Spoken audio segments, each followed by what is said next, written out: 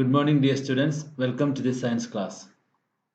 Today we begin a new chapter, chapter 5, the fundamental unit of life, cell. This chapter gives us the idea about cell is the fundamental organizational unit of life. What is a cell made up of?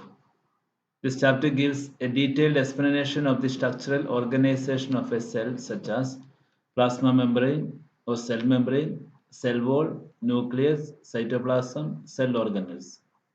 Through this chapter, we also have a brief idea about the cell division and two main types of cell division, that is mitosis and meiosis.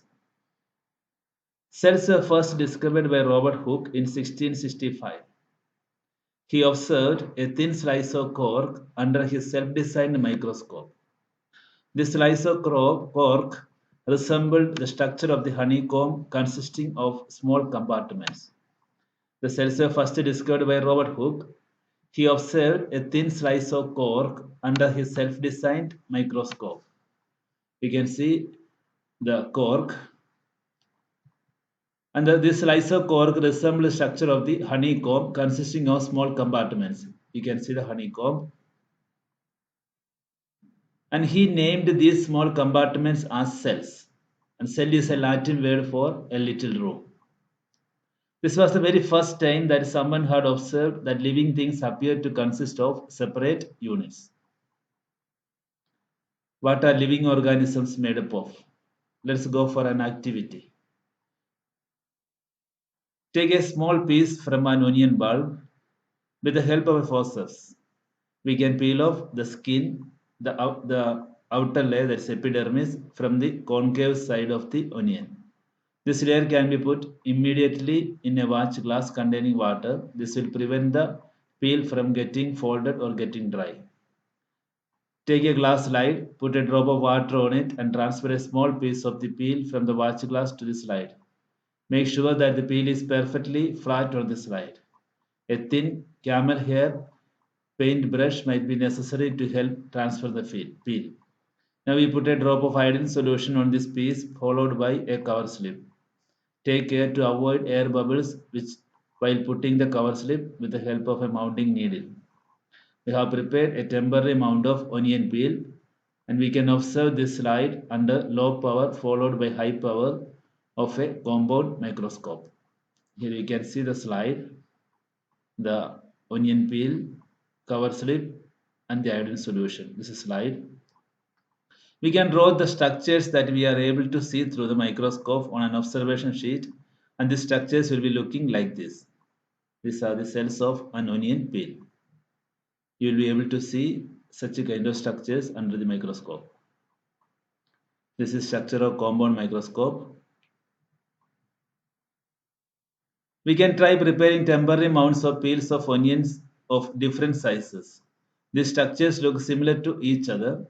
Together they form a big structure like an onion bulb. We find from this activity that onion bulbs of different sizes have similar small structures visible under a microscope.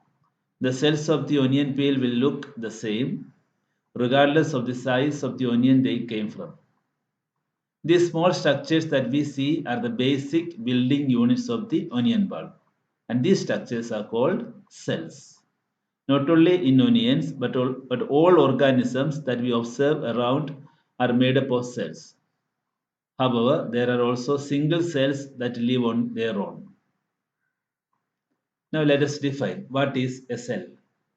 A cell is the smallest unit that is capable of performing life functions. Cell is a structural and functional unit of life. A cell is the smallest unit that is capable of performing life functions. A cell is a structural and functional unit of life. A single cell may constitute a whole organism. These organisms are called unicellular organisms. Uni means single. A single cell may constitute a whole organism. These organisms are called unicellular organisms. You can see the examples here: Paramecium, amoeba, chlamydomonas, and there are some other bacteria also. On the other hand, many cells group together in a single body and assume different functions in it to form various body parts in multicellular organisms. Multi means many. Here you can see some of the examples of multicellular organisms, plants, fungi, animals. Every multicellular organism has come from a single cell. How?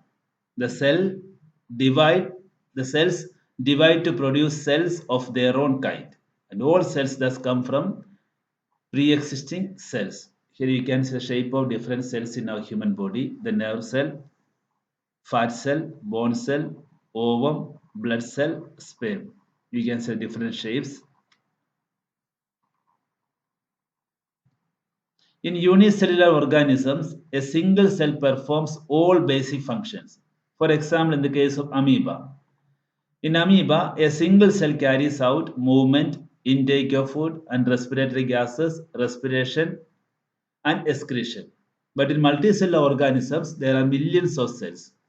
Most of these cells are specialized to carry out a few functions. So in unicellular organisms, a single cell carries out all the functions. Whereas in multicellular organisms, there are millions of cells and most of these cells are specialized to carry out few functions.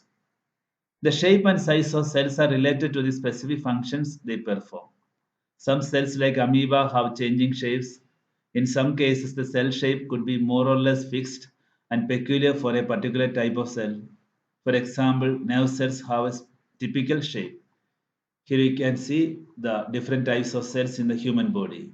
See, a peculiar shape is there in every cell.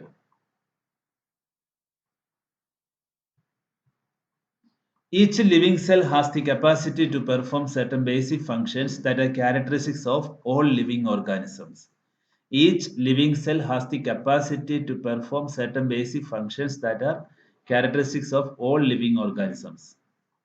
How does a living cell perform these basic functions? Each cell has got a certain specific components within it known as cell organelles.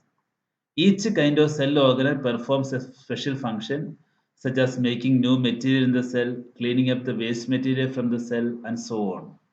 And a cell is able to live and perform all its functions because of these cell organelles.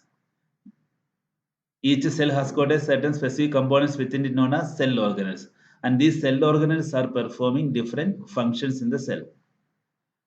These organelles together constitute the basic unit called the cell. What is a cell made up of and what is the structural organization of a cell? If we study a cell under a microscope, we will come across the three features in almost every cell: the plasma membrane, nucleus, and cytoplasm.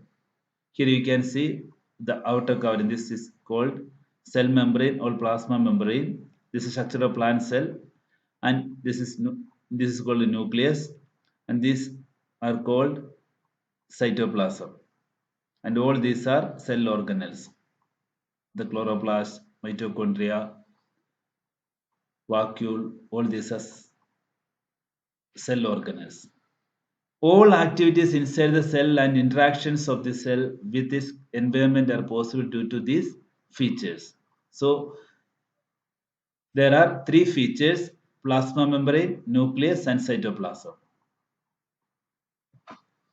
Dear students, in next class you will be studying about plasma membrane. Till then, bye, take care, thank you.